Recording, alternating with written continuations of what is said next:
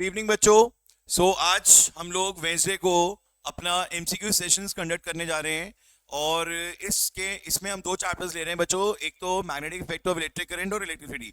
ये दोनों चैप्टर्स आपके गौरव सर ने कंप्लीट करा दिए हैं मेन क्लास में। और आज अंकित सर, आप देख सकते हो यहाँ पर, सर जो हैं हमारे बहुत अच्छे फैकल्टी हैं, दूसरी ब्रांच में पढ़ाते हैं, मिनी बाईपास ब्रांच में, और बरेली में डीपीएस स्कूल में भी पढ़ाते हैं physics class, and he is also engineer.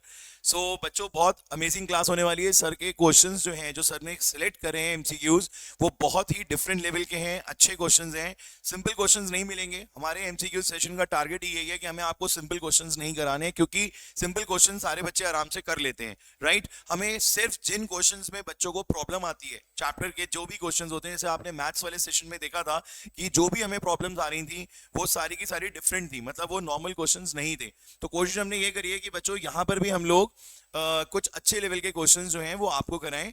ठीक है, तो अभी हम स्टार्ट करने जा रहे हैं सेशन। अंकित सर आ गए हैं यहाँ पर, आइए sir please.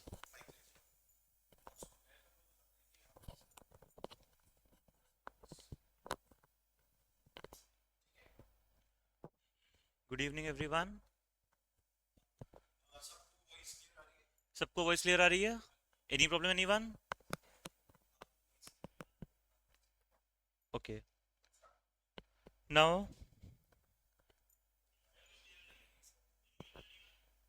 Okay, no problem. Now मैं एक कोटेशन से स्टार्ट करूंगा आज का सेशन।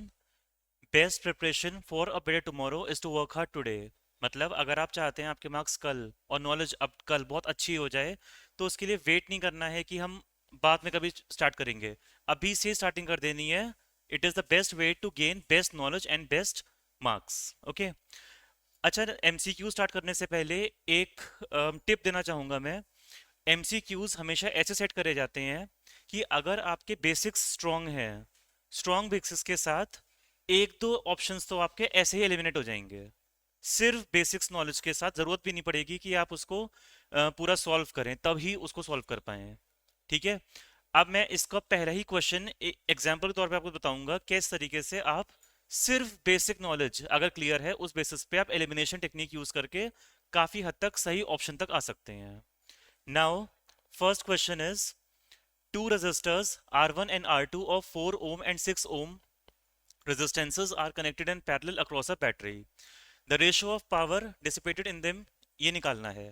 Now suppose, अब बेसिक नॉलेज ये होती है। अच्छा, ओके ओके ओके ओके, तो खुद ट्राई करो उसे, और बेसिक नॉलेज यूज करके बिना पेन चलाए कोशिश करो ऑप्शंस को एलिमिनेट भी कर दो। ये शॉर्टकट होता है, वरना अगर पूरा पूरा सॉल्व करने जाओगे बहुत लंबा पड़ जाएगा। शॉर्टकट है, सिर्फ नॉलेज यूज करके सही ऑप्शन पे पहुंचो। ओके,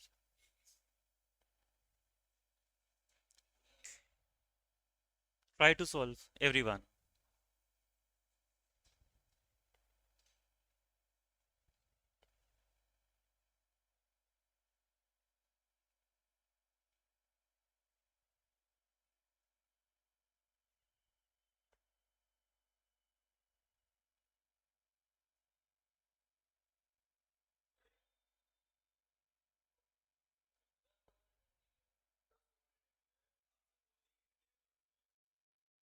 सब लोग अटेम्प्ट जरूर करो, ये क्वेश्चन बहुत इंपॉर्टेंट है और बहुत ज़्यादा हेल्पफुल होने वाले हैं आपके एग्जाम्स के लिए। नाउ सी, बेसिक नॉलेज ये है, power is equal to V square upon R. यानी हम कह सकते हैं power is inversely proportional to are.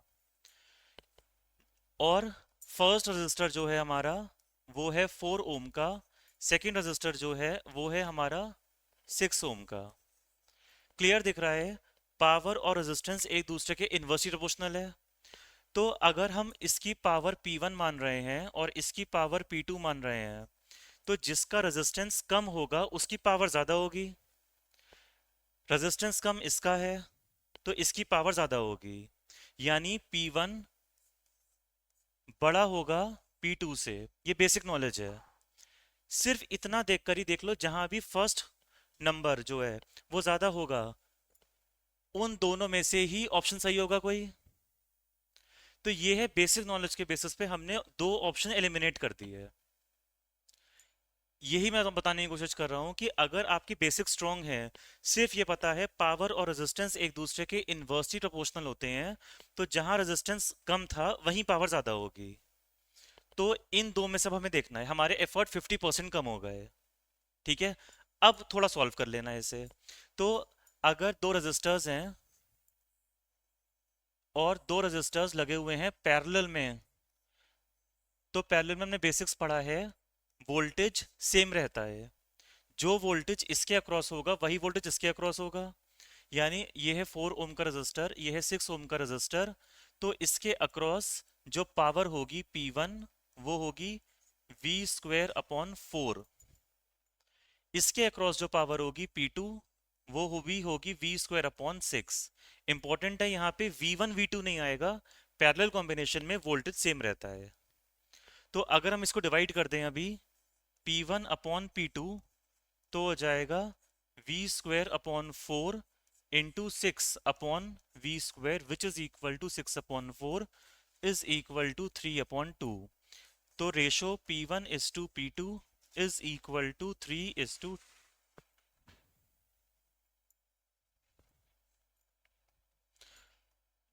Is equal to 3 is to 2। ये ऑप्शन ठीक हो जाएगा, ये वाला। Clear to everyone? Now let's move on to the next question. Within the electric cell, the charge is transported by. Try to solve this question, everyone. Cell के अंदर charges current को कौन कंडक्ट कराता है? और मैं इसी पे बेस्ड एक क्वेश्चन और दे दूंगा अपने आप की, चार्ज के बाहर, सेल के बाहर कौन कंडक्ट कराता है। सॉल्व करो, उसे बताओ।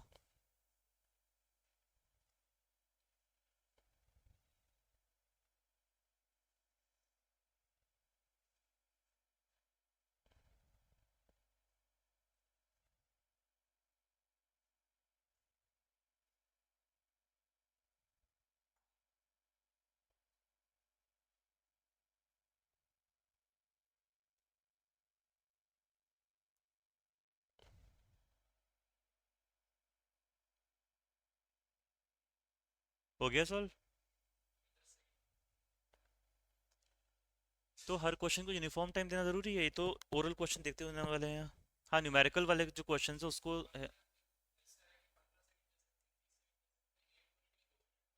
तो 30 सेकेंड ठीक है ऐसे क्वेश्चन के लिए। अच्छा, जो कम्प्लीटली थ्योरेटिकल क्वेश्चन है उसको 30 सेकेंड दे देना।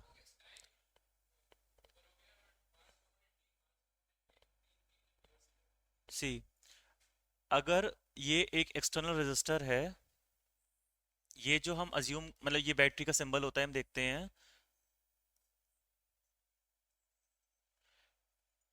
बैटरी को अगर प्रॉपरली देखा जाए तो इस तरीके से तो इलेक्ट्रोड्स होती हैं ये, और यहाँ पे इस तरीके से इलेक्ट्रोलाइट में ये डिप्ड होती हैं, और ऐसे लगा होता है एक्सटर्नल सर्किट जो हम ये दिखाते हैं। तो बाहर सपोज इस तरीके से इलेक्ट्रॉन जा रहे हैं, तो हम अज्यूम करते हैं करंट इसके ऑपोजिट जाएगा। इलेक्ट्रॉन तो सिर्फ यहाँ से यहाँ जाएंगे, आगे यहाँ से यहाँ और यहाँ से यहाँ जो ऑल ओवर मूवमेंट होता है पूरी बॉडी के अंदर, ये होता है आइंस का। क्योंकि इलेक्ट्रॉन्स सिर्फ यहाँ से यहाँ तक मूव करेंगे, इसके आगे लिक्विड आ चुका है, लिक्विड्स में मूवमेंट होता है आइंस का। जैसे फॉर एग्जांपल हमने यहाँ पे जिंक सल्फेट लिया है, तो ये बनेगा जिंक का आइन और सल्फेट का आइन। तो ये जो आइंस बन रहे हैं, चाहे नेगेटिव आइन चाहे पॉजिटिव आइन, दोनों ही आइन रिस्पॉन्सिबल होते हैं इलेक्ट्रोलाइट के अंदर करंट को फ्लो कराने के लिए। तो अगर इस क्वेश्चन को एग्जाम में मॉडिफाई कर दिया जाए कि outside the electric cell charges transport कराने के लिए कौन रिस्पॉन्सिबल है, आउटसाइड मतलब बाहर, कौन है? इलेक्ट्रॉन। सेल के बाहर जो इलेक्ट्रिक वायर होता है उसमें करंट कंडक्ट होता है इलेक्ट्रॉन्स की वजह से, और बैटरी के अंदर जो चार्जेस का फ्लो होता है वो होता है ये आइंस की वजह से। ठीक है, तो इसके लिए both positive and negative ions is the correct option. Next question. A metallic pipe carries direct current. Which of the following statements about the existence of magnetic field is true? Try to attempt this question on your own.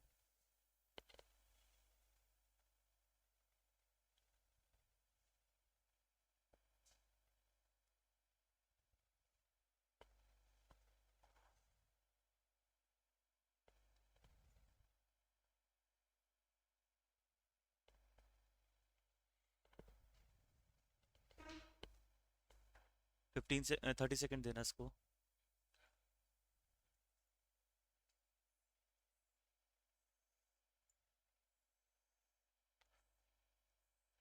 Pipe का मतलब होता है hollow अंदर से. तो अगर hollow है तो करंट भी सिर्फ सरफेस पे फ्लो करेगा. करंट कभी भी इनसाइड फ्लो नहीं करेगा क्योंकि वो हॉलो कंडक्टर है, हॉलो मेटलिक पाइप है इसलिए. तो फील्ड भी आउटसाइड ही होगी. जब अंदर चार्जेस ही नहीं है तो अंदर फील्ड भी प्रोड्यूस नहीं होगी. फील्ड वहां प्रोड्यूस होती है जहां चार्जेस होते हैं. तो मैग्नेटिक फील्ड प्रोड्यूस नहीं हो सकती है अगर अंदर चार्जेस नहीं है तो आंसर हो जाएगा it exist outside only. Clear.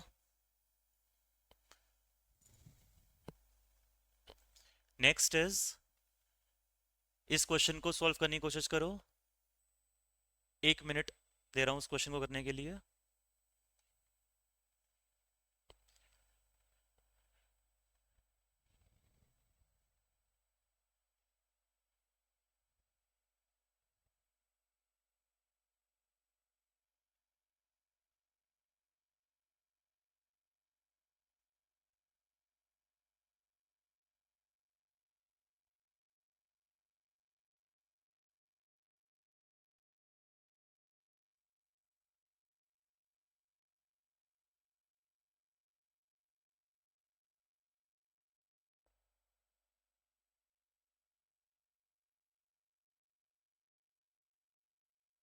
Okay, 3 second रह गए. 15.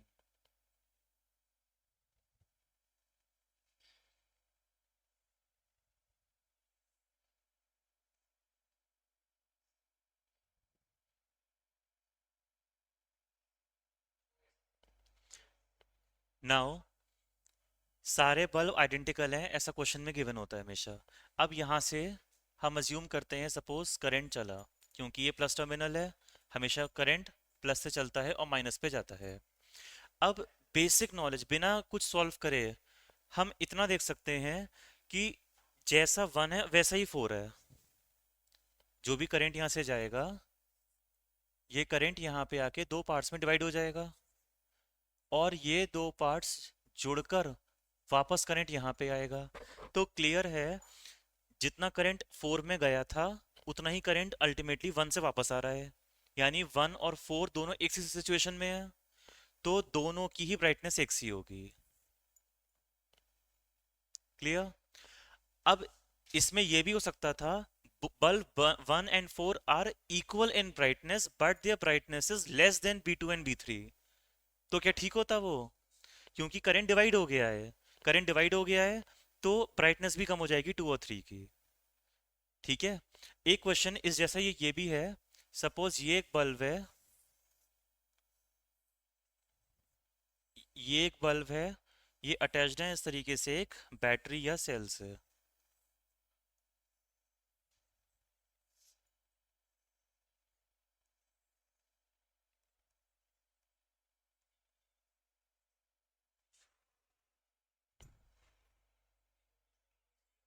सबको वॉइस क्लियर आ रही है? सबको वॉइस क्लियर आ रही है? अब जैसे ही क्वेश्चन है यहाँ पे, अगर तीनों बल्ब आइडेंटिकल हैं, इस अरेंजमेंट में अटैच्ड हैं, अब सपोज क्वेश्चन में दिया गया है ये वाला बल्ब फ्यूज हो गया या ये सर्किट से रिमूव कर दिया हमने, तो अब B1 और B2 की ब्राइटनेस पे क्या फर्क पड़ेगा?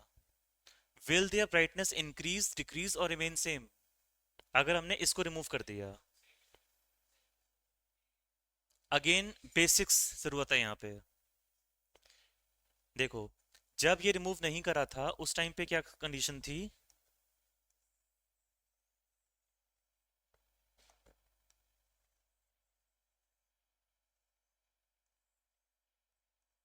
उस टाइम पे क्या था? जो करंट यहाँ से आ रहा था वो करंट दो में डिवाइड हो रहा था। ठीक है, दोनों रेजिस्टर्स इक्वल अपोजिशन दे रहे हैं करंट को, इसीलिए करंट डिवाइड भी इक्वली होगा दोनों के अंदर। यानी पहले ब्राइटनेस B1 की ज्यादा थी इन कंपैरिजन टू B2 और B3 के, लेकिन B2 B3 की बराबर होगी। ठीक है, अगर हमने इसको रिमूव कर दिया या फ्यूज हो गया ये रिमूव कर दिया, अब जो करंट आ रहा है वो करंट यहां नहीं जाएगा बिल्कुल भी, क्योंकि ये ओपन सर्किट हो चुका है। अब इसको हम ऐसे मान सकते हैं, ये अब ऐसे हो गया है।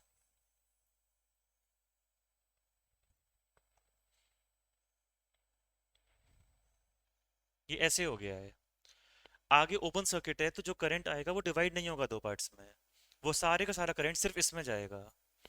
अब क्या हो गया, ये हट गया, ये लग चुके हैं अब सीरीज में। सीरीज में रेजिस्टेंस बढ़ जाता है, नेट रेजिस्टेंस जो सीरीज में होता है वो बढ़ जाता है इन कंपैरिजन टू पैरेलल के। यानी अब अपोजिशन बढ़ चुका है सर्किट का, तो करंट ही कम निकलेगा बैटरी से अब, क्योंकि अपोजिशन बढ़ गया है।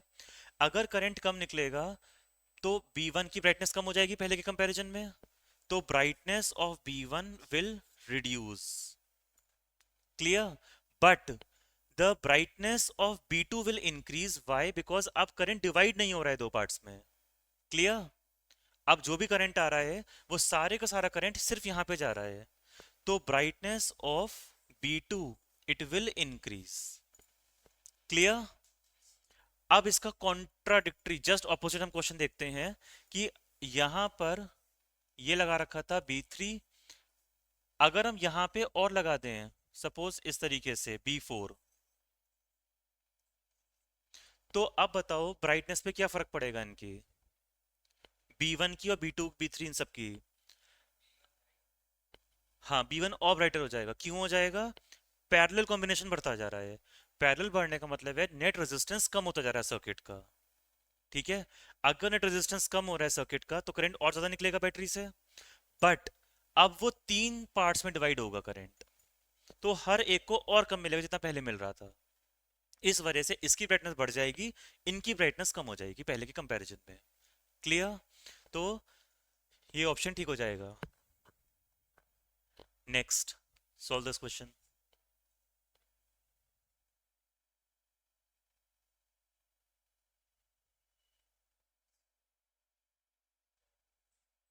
अगर किसी को कोई डाउट है तो चैट में कमेंट करके बताओ क्या डाउट हो रहा है किसी को। कोई भी डाउट किसी को हो रहा है तो बताओ, कैमरे उसमें कमेंट सेक्शन में बताओ क्या डाउट हो रहा है। Any doubt anyone?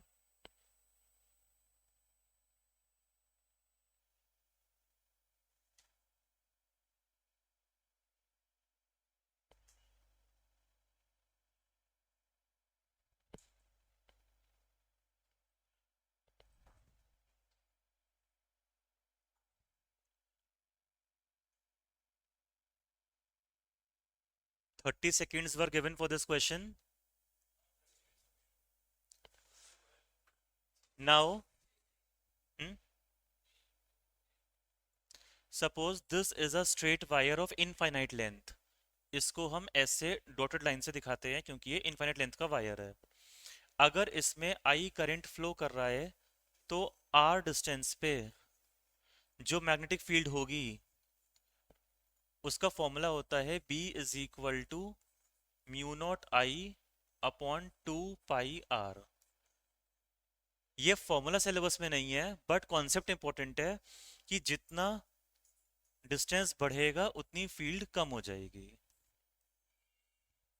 क्लियर दिख रहा है इससे? तो जितना हम फील्ड वायर से दूर जाते जाएंगे उतनी मैग्नेटिक फील्ड की वैल्यू कम होती जाएगी। तो ये कहा गया है strength of magnetic field around infinite current carrying conductor is inversely proportional to the distance. Clear?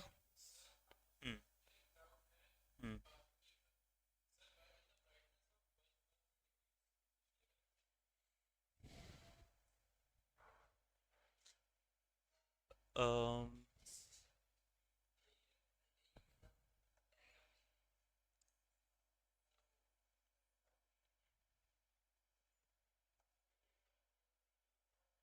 Question ये था, this was B3।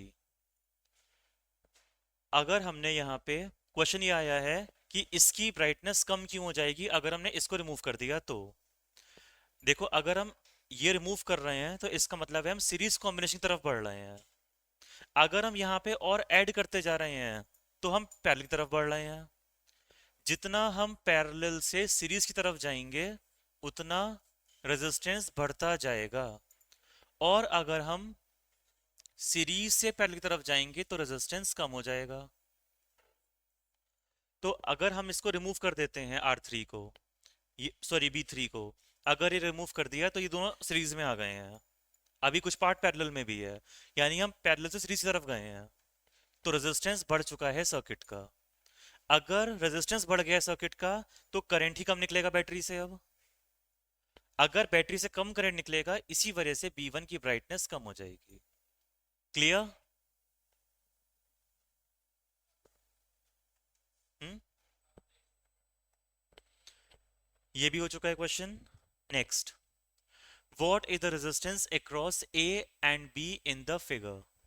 Solve. 1 minute काफी है।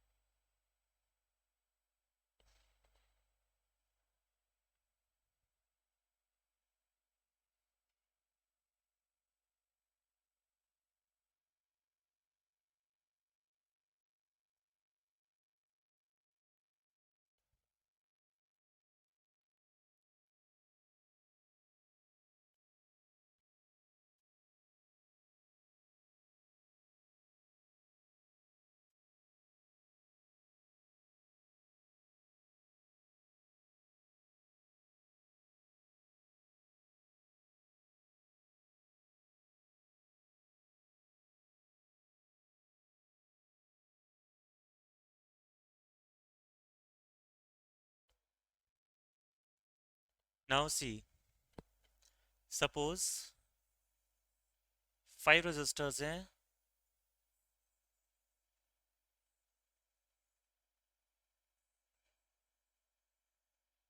और ये अटैच्ड हैं बैटरी से।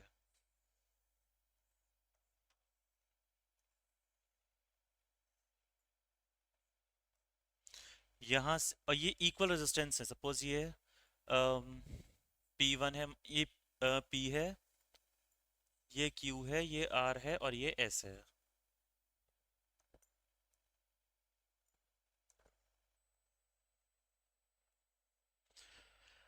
अब यहाँ सपोज करंट I निकला और ये करंट ऐसे गया, यहाँ पे जाके ये करंट दो पार्ट्स में डिवाइड हो जाएगा।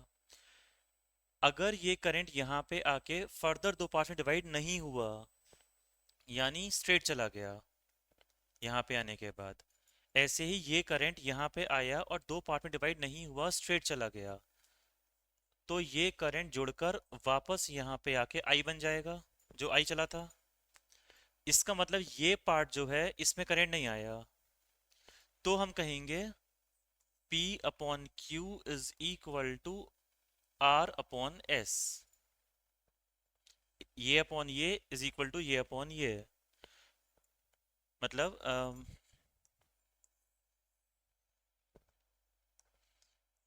P upon S is equal to Q upon R।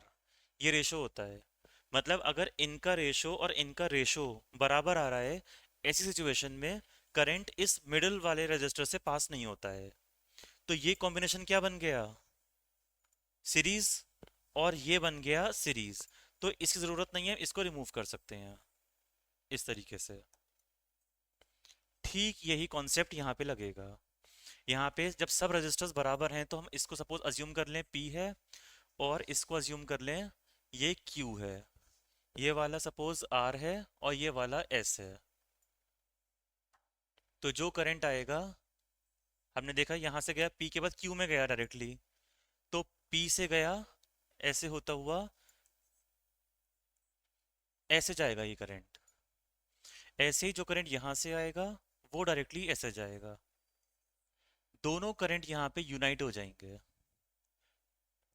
क्योंकि इनका रेशो बराबर आ रहा है। इस तरीके से फॉर्म में अपियर कर सकते हैं हम इसे, R upon R is equal to R upon R, ratio बराबर आ गया। इसका मतलब जो मिडिल रजिस्टर था इसमें करंट नहीं जाएगा यहाँ की तरह।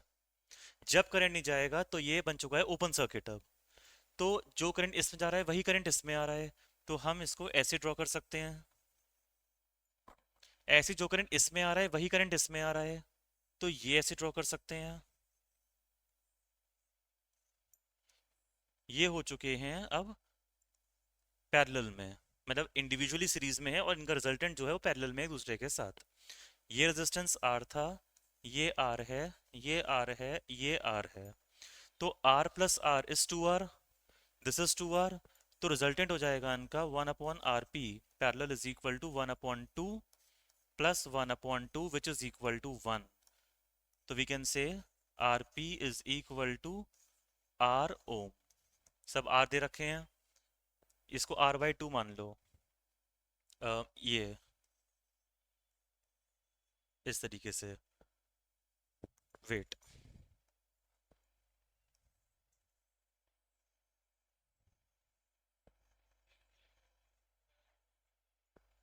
ठीक है मैं दोबारा एक्सप्लेन कर देता हूँ।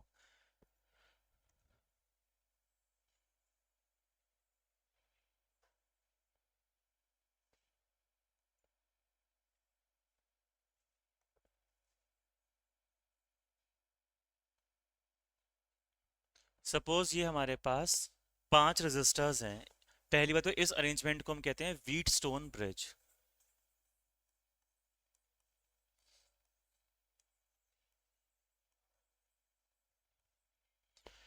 इसमें क्या होता है, 5 रेजिस्टर्स गिवन है हमें। 5 रेजिस्टर्स अगर इस तरीके से गिवन है कि अगर हम इनका रेशो निकालें और इनका रेशो निकालें, वो रेशो बराबर आ जाए, तो मिडिल वाले रजिस्टर में से करंट फ्लो नहीं करता है। This is Wheatstone bridge. Clear? अगर मिडिल वाले रजिस्टर से करंट फ्लो नहीं करेगा तो ये बन जाएगा ओपन सर्किट। क्लियर? अगर करंट इसमें से फ्लो नहीं करेगा तो ये हो जाएगा ओपन सर्किट और हम इसको रिमूव कर सकते हैं। ये रजिस्टर एग्जिस्ट नहीं कर रहा है अब। अगर ये एग्जिस्ट नहीं कर रहा है तो जो भी करंट इसमें आएगा वही करंट इसमें जाएगा। ऐसे ही जो करंट इसमें आएगा वही करंट इसमें जाएगा। तो ये हो चुके हैं सीरीज में, ये हो चुके हैं सीरीज में, और इनका रिजल्टेंट है एक दूसरे के साथ पैरेलल में। क्लियर? ठीक यही कॉन्सेप्ट हम यहाँ यूज करेंगे इस क्वेश्चन में। यहाँ पे भी ऐसी 5 रेजिस्टर्स हैं। इसको अगर हमने पी माना, इसको क्यू माना, इसको आर माना, इसको एस माना, ये सपोज आर है और ये एस है। नाउ इनका रेशो देखो, P upon S, R upon R लिख सकते हैं ऐसे। यहां भी आर है, यहां भी आर है, आर अपॉन आर। तो बराबर आ गया रेशो इनका। अगर रेशो बराबर आ गया तो मिडिल रजिस्टर से करंट फ्लो नहीं करेगा। क्लियर? जब इसमें करंट फ्लो नहीं करेगा तो ये सर्किट ऐसे बन सकता है।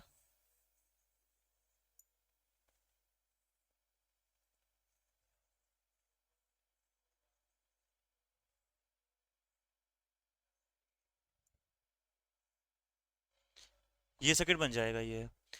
अब ये आर है, ये आर है, ये आर है और ये भी आर है। जो भी करंट आया दो में डिवाइड हो जाएगा। जो करंट इसमें गया वही करंट इसमें आएगा, यानी ये हो चुके हैं दोनों सीरीज में। ऐसी जो करंट इसमें जा रहा है यही करंट इसमें आएगा, तो ये दो हो चुके हैं सीरीज में, यानी ये सर्किट ऐसा बन जाएगा। ये क्या है, इन दो का resultant, R plus R is two R. ऐसे ये R plus R is two are.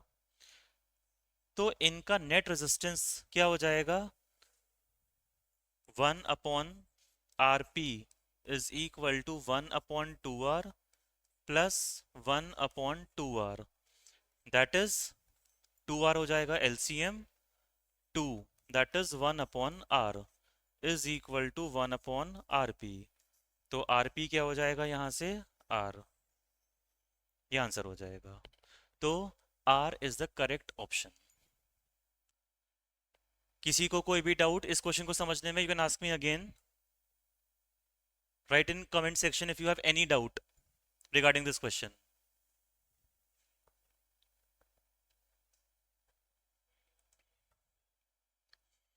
कोई डाउट आ रहा है कमेंट में?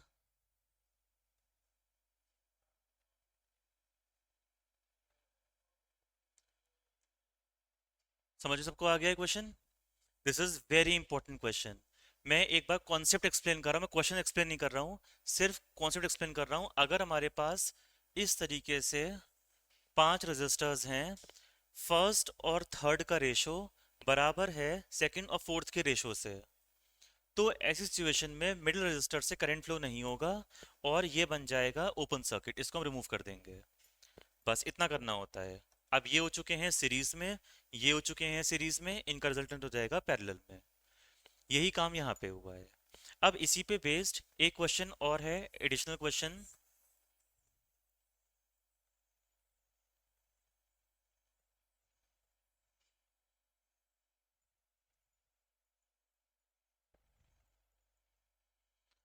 सपोज ये 3 रजिस्टर्स हैं,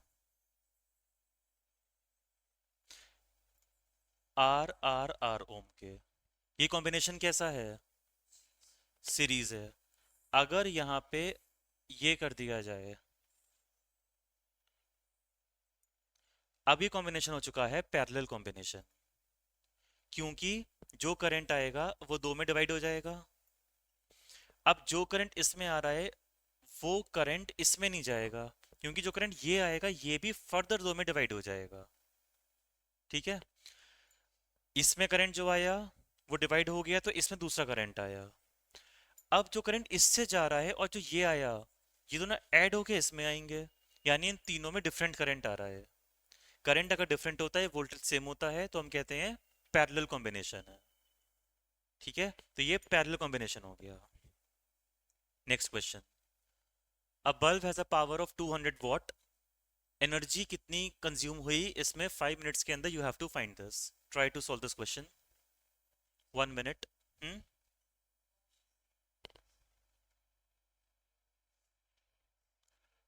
किलो जूल है वो, it is misprint, it is kilo joule.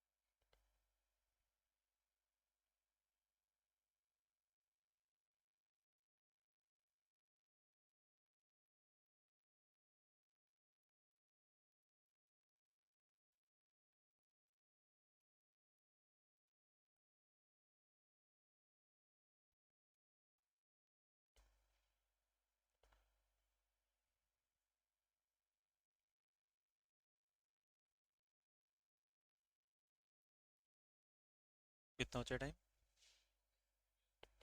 Now solution, power होता है एनर्जी अपॉन टाइम, तो एनर्जी या इलेक्ट्रिकल एनर्जी हो जाएगी पावर इनटू टाइम। तो power is 200 watt into time is 5 minutes, that is 5 into 60, क्योंकि पावर की एस आई यूनिट होती है second, it is not in second, it is in minutes, तो सेकेंड में कन्वर्ट करना पड़ेगा। 1 minute is equal to 60 seconds, तो 5 मिनट्स में कितने सेकेंड हो जाएंगे, 5 इंटू 60, तो ये हो जाएगा कितना, दिस इज 5 टू ज़ा 10, 0 0 into 6, that is equal to 60,000 joule. अब 60,000 जूल ऑप्शन नहीं है, तो 60,000 divide by 1000, that is equal to 60 kilo joule. तो 60 kilo joule is the right answer. कोई डाउट किसी को भी हो कमेंट सेक्शन में लिख के पूछो, I will explain you again.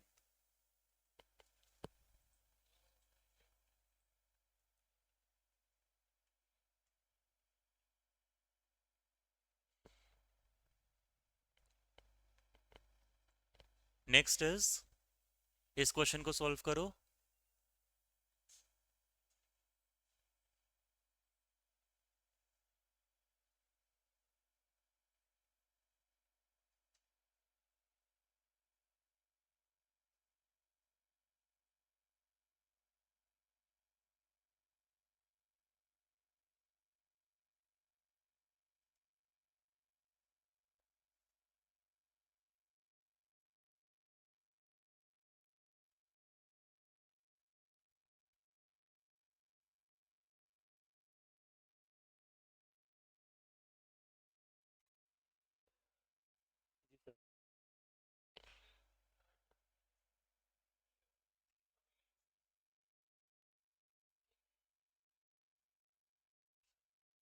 अरे फिर बहुत इजी, तो कोई मतलब ही नहीं था उनका। जी, अभी हो जाएंगे, अब जल्दी जल्दी। स्टार्टिंग में था इनर्शिया जो होता है वो ओवरकम हो रहा है। पूछ रहा हूँ मैं, लगातार पूछ रहा हूँ। टाइम हो गया।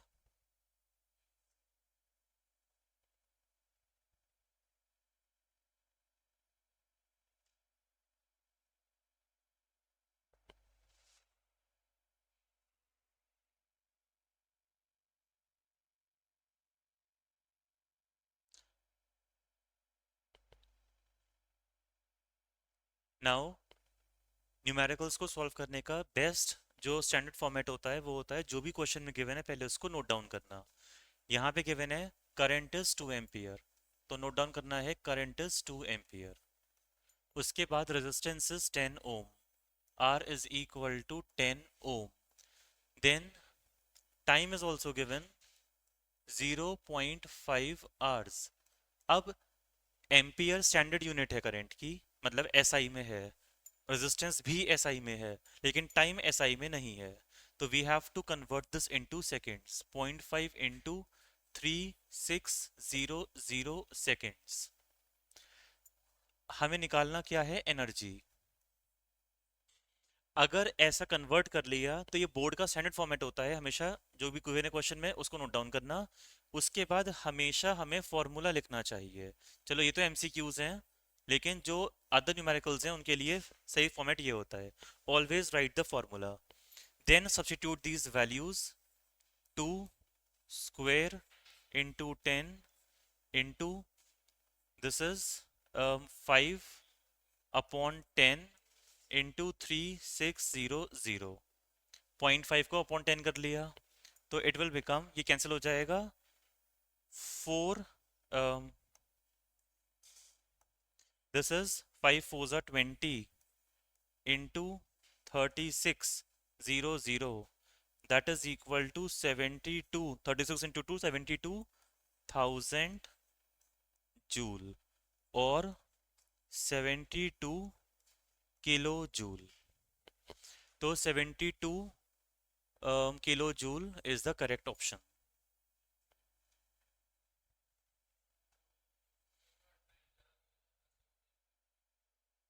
मतलब ये डिमांड कर रहे हैं कि टाइम ज़्यादा मिलना चाहिए। चलो ठीक है, समझ में आ गया सबको question. Next, resistivity of a conductor के बारे में कौन सा ऑप्शन इनमें से गलत है। इट इज इंपॉर्टेंट, जब भी कभी ऐसा स्टेटमेंट पढ़ो और जो ऑड वर्ड लगे उसको अंडरलाइन कर लो या उसको एनसर्कल कर लो। इन इसका मतलब चार में से तीन स्टेटमेंट सही हैं। 30 सेकेंड्स हैं, बताओ।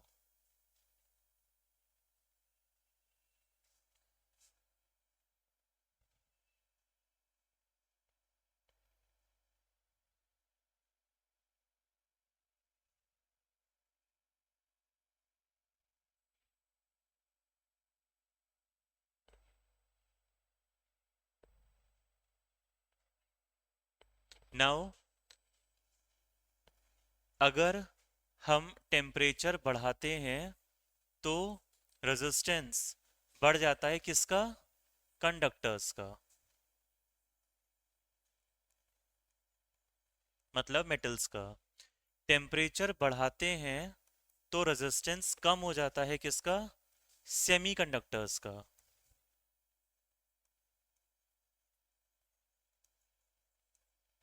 एंड टेम्परेचर बढ़ाने से रेजिस्टेंस कम हो जाता है इंसुलेटर्स का भी। करंट फ्लो नहीं होगा बट रेजिस्टेंस जरूर कम हो जाएगा इनका। तो क्लियर है, रेजिस्टेंस और टेम्परेचर का रिलेशन है कंडक्टर्स के लिए कि टेम्परेचर बढ़ेगा तो रेजिस्टेंस बढ़ेगा। अगर रेजिस्टेंस बढ़ेगा तो it is very logical resistivity भी इंक्रीज होगी, क्योंकि R is equal to rho L upon A, ये फॉर्मूला पढ़ा है। तो इसके अकॉर्डिंग R के प्रोपोर्शनल है रो। तो टेम्परेचर बढ़ने से रेजिस्टेंस बढ़ रहा है, मतलब रेजिस्टिविटी भी बढ़ रही है। तो इंडिपेंडेंट ऑफ टेम्परेचर, ये स्टेटमेंट गलत हो गया। ठीक है, क्योंकि टेम्परेचर बढ़ने से रेजिस्टिविटी का लिंक है और यहाँ पे कहा गया कोई लिंक नहीं है उन दोनों में, इसलिए स्टेटमेंट गलत हो जाएगा। ये नॉलेज इंपॉर्टेंट है, ये पॉइंट्स इसको जरूर नोट डाउन कर लेना।